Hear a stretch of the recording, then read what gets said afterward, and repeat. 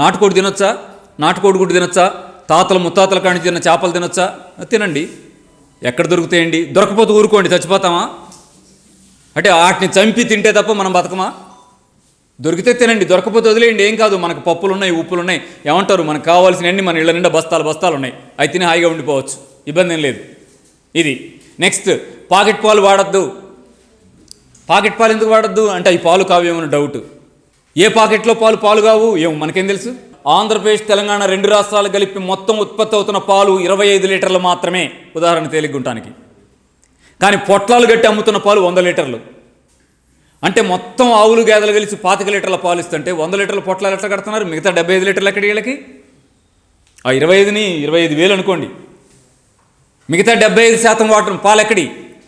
వాళ్ళ ఫ్యాక్టరీల పిల్లర్లు ఇస్తున్న ఈ పాలన్నీ గేదెల బట్ల ఆవుల బట్ల అయ్యే మనం పొట్టాలు అమ్ముతా ఉంటే తింటుంది.